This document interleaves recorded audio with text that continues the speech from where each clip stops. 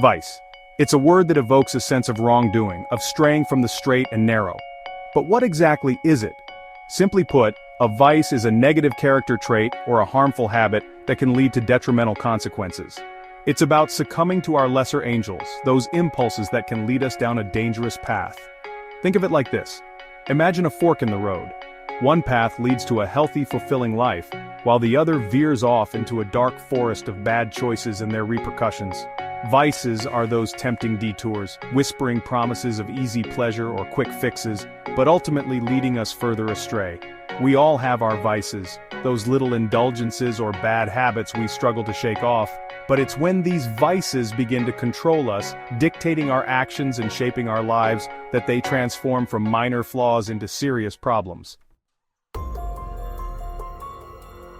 The danger of vice lies in its insidious nature. It often starts small, almost innocuously.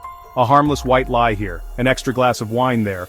But like a snowball rolling downhill, these seemingly insignificant actions can quickly gain momentum, snowballing into something far more destructive. Take procrastination, for example.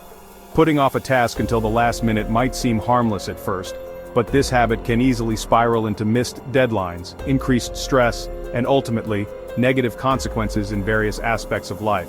Or, consider excessive spending. What begins as treating oneself to a small luxury can quickly escalate into a mountain of debt, leading to financial instability and emotional distress. The slippery slope of vice is a treacherous one, often camouflaged by justifications and rationalizations until it's too late. Gambling, often disguised as a harmless pastime, exemplifies the destructive potential of vice. The allure of quick riches and the thrill of the unknown can be intoxicating, drawing individuals into a dangerous cycle of addiction and despair. What begins as an occasional flutter on a sports game or a trip to the casino can quickly morph into an all-consuming obsession. The gambler chases losses, hoping to recoup their money, only to find themselves sinking deeper into a financial abyss. The consequences of gambling addiction extend far beyond financial ruin. Relationships crumble under the weight of deceit and broken trust. Careers are destroyed, and mental health deteriorates as desperation and despair take hold. Alcohol, a socially acceptable drug, presents another stark example of vice's grip on individuals and society. While moderate consumption might be harmless, the line between social drinking and alcohol abuse can be perilously thin. For some, alcohol becomes a crutch, a way to cope with stress, anxiety, or underlying emotional issues. But this temporary escape comes at a steep price. Excessive alcohol consumption takes a toll on physical health, leading to liver damage, heart problems, and an increased risk of certain cancers. Moreover, alcohol impairs judgment and lowers inhibitions, increasing the likelihood of engaging in risky behavior such as drunk driving, violence, or unprotected sex. The consequences of these actions can be devastating, not only for the individual but also for innocent bystanders. Section 5. The Web of Lies, Deception, and its Consequences.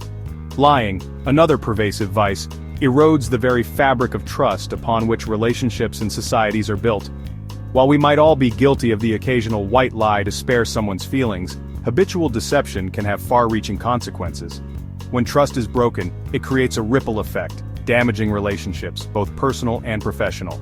It breeds suspicion, doubt, and insecurity, making it difficult to establish genuine connections with others. Moreover, lies often beget more lies, creating a tangled web of deceit that becomes increasingly difficult to maintain. The consequences of being caught in a lie can be severe, leading to reputational damage, legal ramifications, and the loss of respect from peers and loved ones. Section 6. Forgery, the high cost of counterfeiting trust.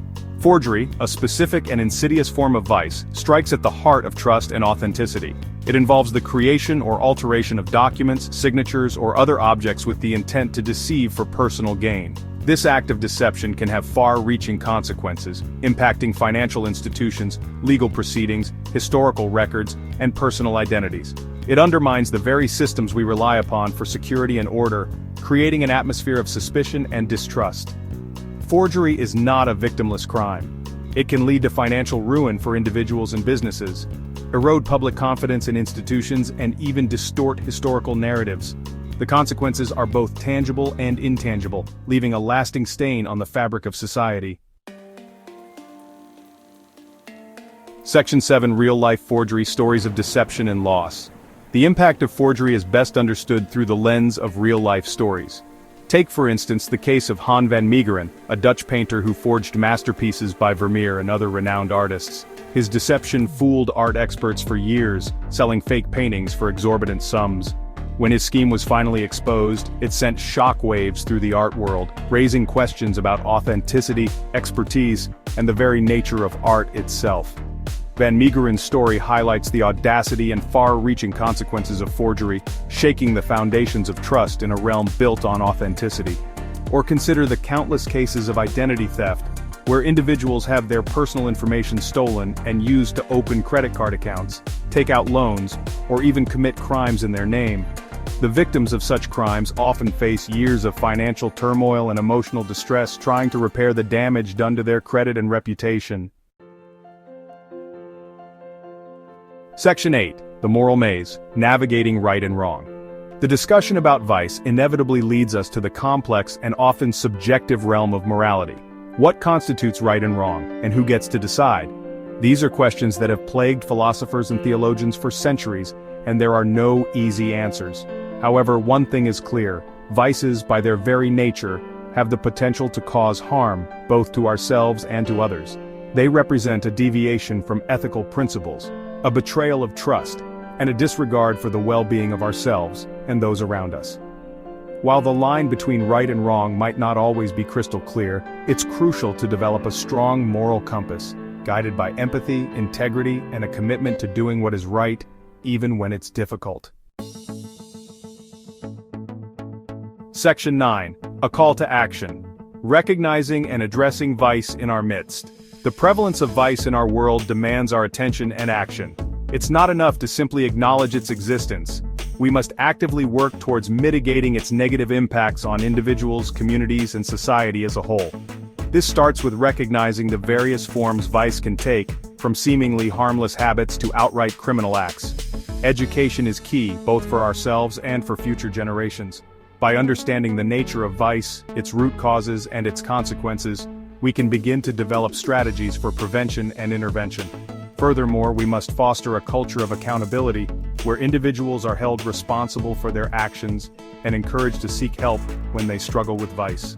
This requires compassion, understanding, and a commitment to supporting those who have fallen prey to the allure of harmful habits and behaviors.